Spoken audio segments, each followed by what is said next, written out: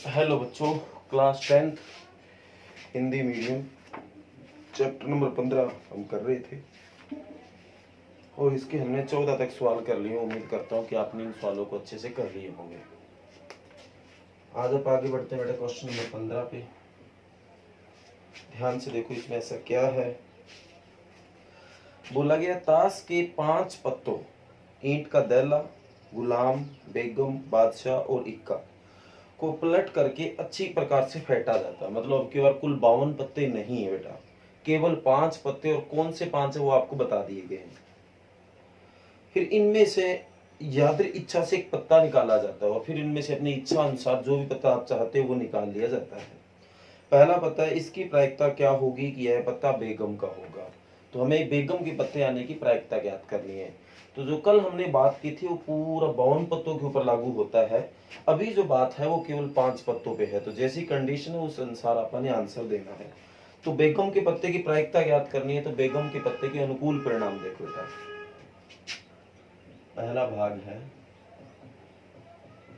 बेगम के या बेगम का पत्ता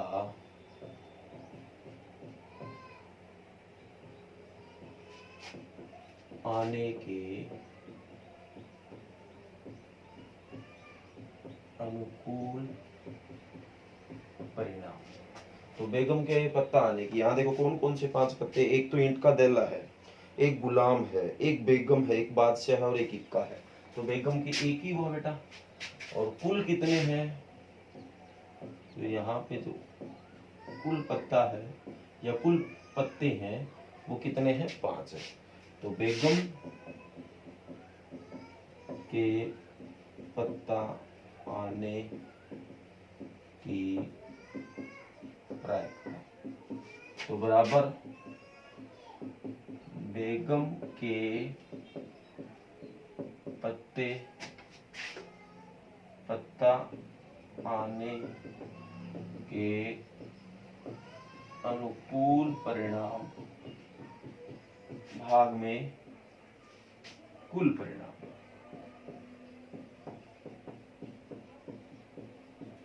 यहां लिखा है बेगम का पत्ता, अगर आपको दिखाई नहीं दे रहा है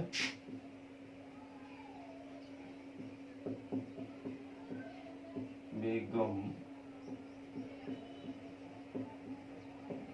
का पत्ता आने के अनुकूल परिणाम बटे में कुल। तो बेगम के पत्ते के अनुकूल बेटा कितने परिणाम है? 1। और कुल कितने हैं? 5। तो क्या आंसर आ जाएगा? 1/5। ये पहले भाग का आंसर है बेटा। उम्मीद करता हूँ ये चीज आपको समझ अच्छे से आ रही होगी। इसके बाद बेटा आप आगे बढ़ते हैं पार्ट नंबर 2 पे। यदि बेगम निकल आती है, मतलब ये जो बेगम निकली है यहाँ पे, ये निकल गई है और उसे अलग रख दिया जाता है। मतलब इस पत्ते को क्या है, पापा ने बाहर निकाल दिया। बाहर निकाल दिया आपा ने इस पत्ते को, इस पत्ते को अपन ने बाहर निकाल दिया। तो मतलब कुल पत्ते अब 4 हो जाएंगे और एक अन्य पत्ता निकाला जाता है। अब क्या है, एक और पत्ता निकाला जाएगा। ओके बेटा। तो इसकी प्रायिकता क्या आ गई? दूसरा निकाला गया पत्ता। दूसरा मतलब जो पहला पत्ता निकाला था उसको 1 मान रहा है, उसको बाहर निकाल दिया उसने। तो मान लो पहले जो 5 पत्ते थे कौन कौन से थे? एक तो ईंट का धैला था, ईंट का दैला, गुलाम, बेगम, बादशाह और एक था इक्का। ये कुल 5 पत्ते थे। अब क्या किया इसने, इस बेगम जो अपन ने यहाँ निकाल लिया है उसको निकाल के बाहर छोड़ दिया। तो एक पत्ता तो निकल गया, अब दूसरा पत्ता निकालेंगे। तो अब आप ध्यान से देखिए, अब आपके पास 5 पत्ते भी नहीं, आपके पास 4 पत्ते रह गए।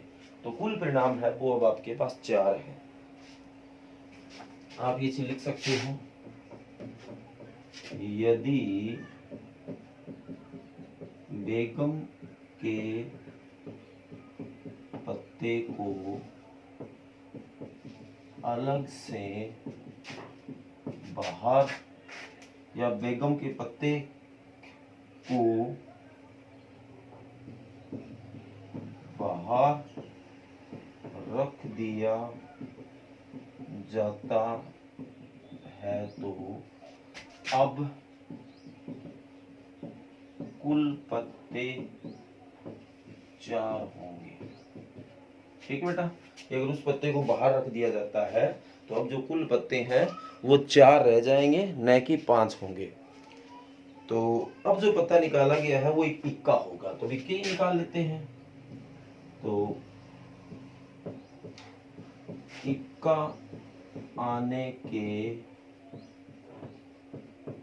अनुकूल परिणाम। यहाँ बेटा इक्के कितने हैं बताइए? इक्का तो एक ही है, एक। तो इक्के आने की प्रायिकता, इक्के के पत्ते के आने की प्रायिकता बराबर अनुकूल परिणाम बटे में कुल। अनुकूल कितने हैं? 1 और कुल कितने हैं? 4। तो क्या आंसर आ जाएगा? 1/4 इसका आंसर आ जाएगा। ओके बेटा, उम्मीद करता हूँ अच्छे से चीज समझ आ रही है आपको। इसके बाद कहता है बेगम होगा, दूसरी बात हो बेगम। अब इसी क्वेश्चन में है बेटा, अब मान लो यहाँ जैसे बेगम का पत्ता अपन ने बाहर निकाल दिया और अब आगे इक्के का पूछा था तो इक्का का पत्ता नहीं बचा हुआ था तो अपन 1/4 निकाल दिया। अब कहता है बेगम, तो आप लिखोगे यहाँ इसके बाद बेगम आने के अनुकूल परिणाम। अब बेगम जो पहले थी उसी को अपन ने बाहर निकाल दिया तो और तो कोई बेगम बची नहीं है, तो बेगम के अनुकूल परिणाम 0 हो जाएंगे। कितने हो जाएंगे? 0। कुल 4 ही रहेंगे तो 0/4 क्या आंसर आ जाएगा? 0। तो ये आपका आंसर आ जाएगा। तो ये था बेटा सवाल नंबर 15। उम्मीद करता हूं आपको अच्छे से समझ आया है।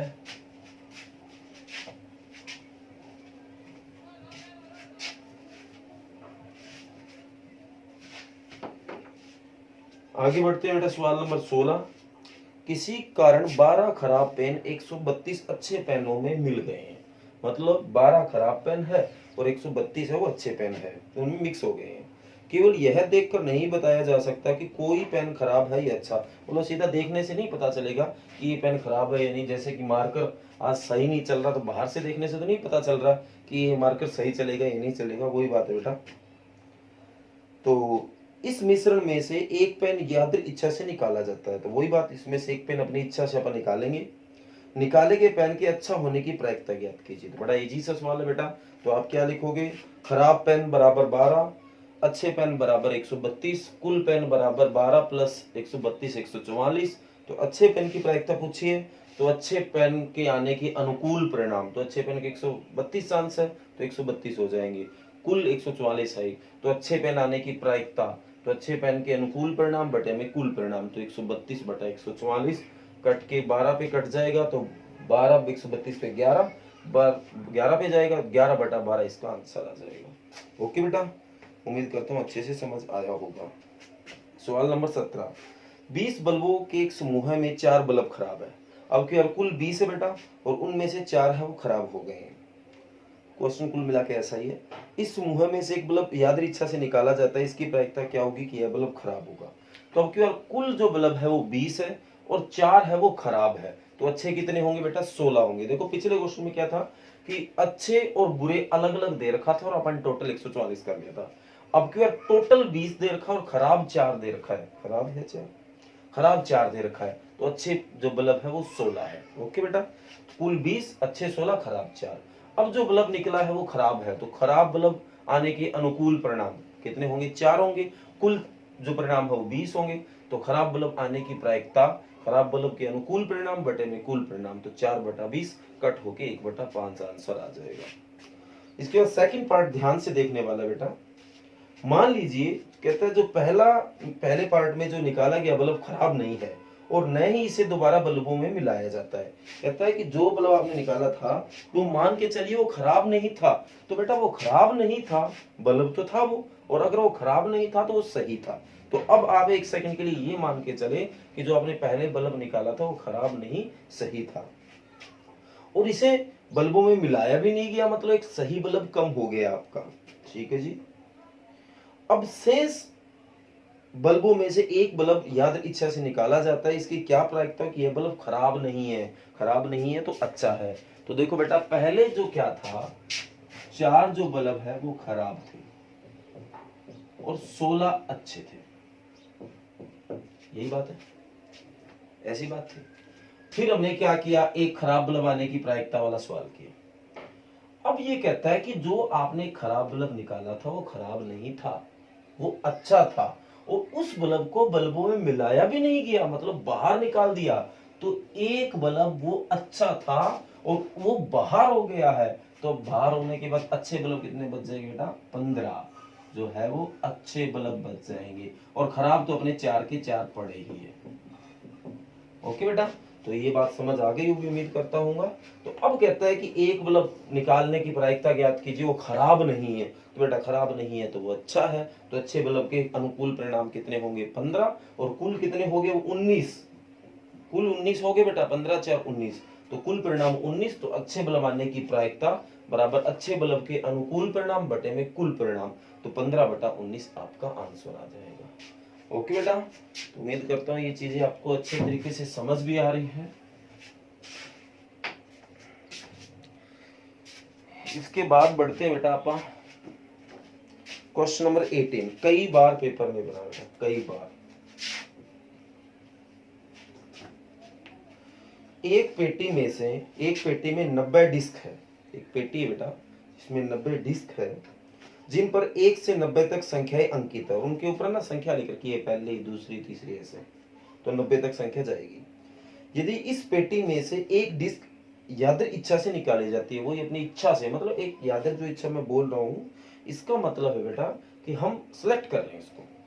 कई बार आप ऐसी चीज निकालते कि हमें पता ही नहीं होता, कि वही बात जैसे मालिनी वो बिना थैले में झांकी हुई एक टॉफी निकाल रही थी, तो वो जब निकाल रही थी तो उसको ये नहीं पता था कि वो टॉफी जो निकाल रही है वो संतरे की महक वाली आएगी या नींबू की महक वाली। तो वो जो था वो अंदाजे से किया गया काम था, और ये जो ये यादृ इच्छा है वो जांच परख के किया गया काम है, कि आपके सामने कई चीज पड़ी और आप उसमें से किसी एक को उठा लेते हो, तो इसको बोलते हैं यादृ इच्छा। ठीक है बेटा, तो इसकी क्या प्रायिकता होगी कि इस डिस्क पर अंकित होगी, पहला क्वेश्चन है 2 अंकों की एक संख्या। तो देखो हमें इसको निकालना है, कुल डिस्क, जो कुल डिस्क है बेटा, एक्चुअल में मार्कर ये नया है बेटा, चल नहीं रहा साफ, तो वो 1 2 3 4 कर कर करके 90 तक, तो कुल डिस्क कितनी होगी बेटा, 90। तो कुल परिणाम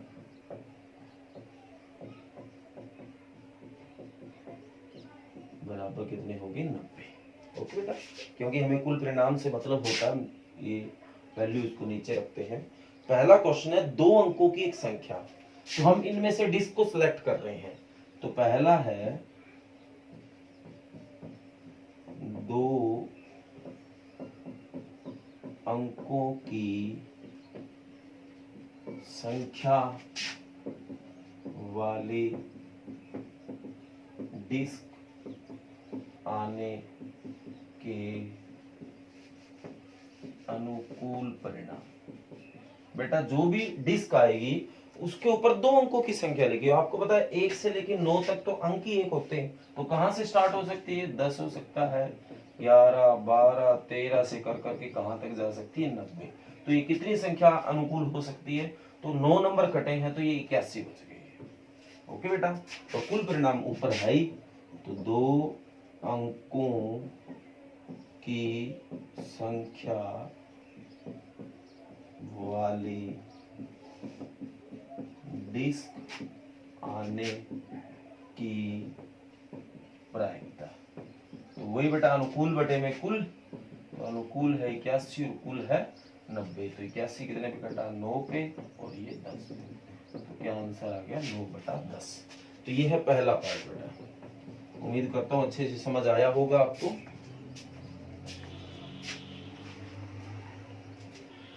इसके बाद है दूसरा पार्ट, एक पूर्ण वर्ग संख्या। तो एक पूर्ण वर्ग संख्या आने एक पूर्ण वर्ग की संख्या वाली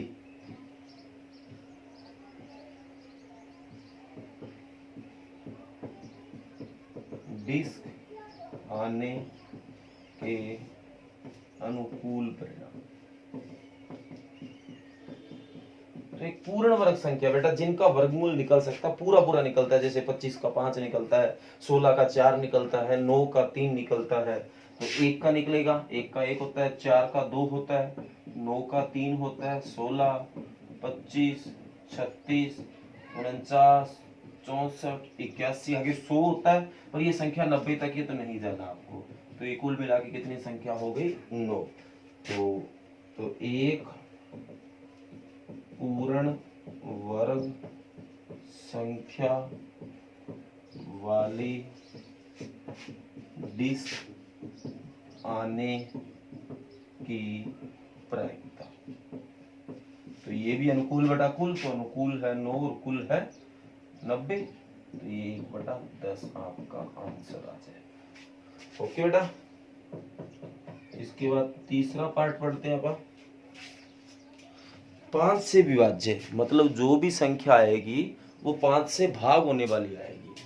तो 5 से भाग होने वाली, 5 से भाग होने वाली डिस्क संख्या आने के अनुकूल परिणाम। ठीक है बेटा, लिखने में अगर कोई सेंटेंस में गलती है तो आप सही कर लेना। तो 5 से भाग होने वाली, तो 5 से भाग तो सबसे पहले 5 ही हो जाएगा। 10, 15, 20, 25, 30, 35, 40, 45, 50, 55, 60, 65, 70, 75, 80, 85, 90। तो कुल मिला की संख्या हो जाएगी 18 बेटा। ठीक है, कितनी संख्या हो जाएगी? 18। तो अब अपन निकालते इसकी प्रायिकता। तो 5 से भाग होने वाली डिस्क संख्या आने की प्रायिकता। तो अनुकूल बटे में कुल, तो अनुकूल 18, कुल 90, तो 1/5। ओके बेटा, तो ये सवाल नंबर 18 है बेटा। इतना इम्पोर्टेंट है कि ये कई बार पेपर में आया है, तो इसलिए ध्यान से आपको करना है। आज हो सकता है कि आपको साफ ना दिखाई दे रहा हो, तो बेटा एडजस्ट करना, क्योंकि आज मार्कर शायद नया है, इस कारण कोई सफाई नहीं आ रही इसकी। तो उम्मीद करता हूँ कि ये आपको अच्छे से दिखाई दे रहा है। ओके, तो ये सवाल नंबर 18 था।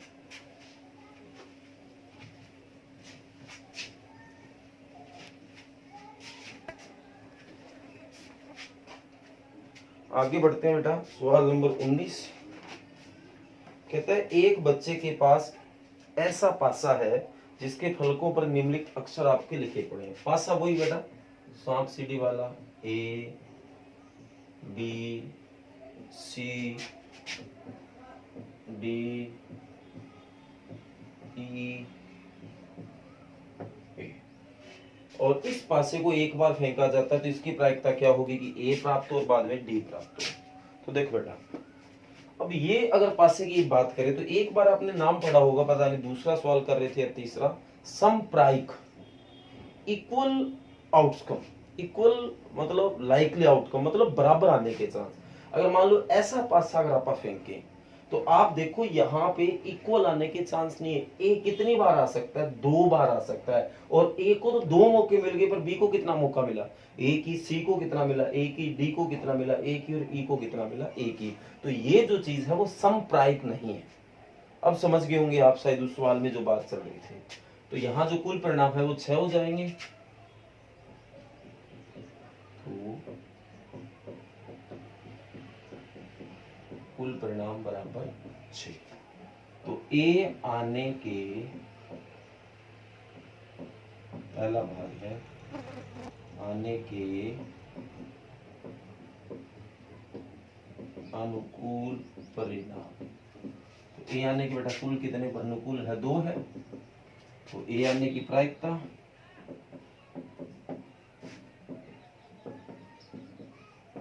तो अनुकूल बटे में कुल, अनुकूल 2 कुल 6, तो कट के कितना आ गया 1 बटा 2। इसी तरह सेकंड पार्ट में डी है, डी आने के अनुकूल परिणाम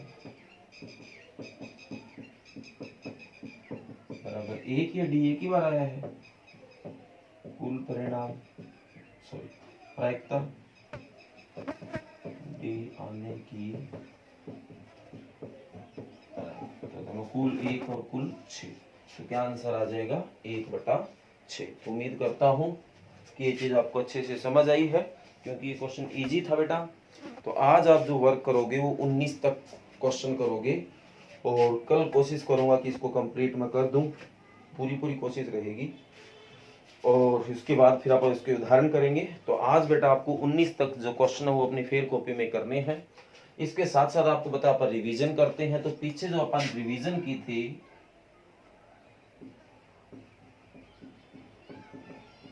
वो एक्सरसाइज 2.2 का फर्स्ट क्वेश्चन किया था। आज आपको 2.2 का कौन सा क्वेश्चन करना है, सेकंड क्वेश्चन करने हैं।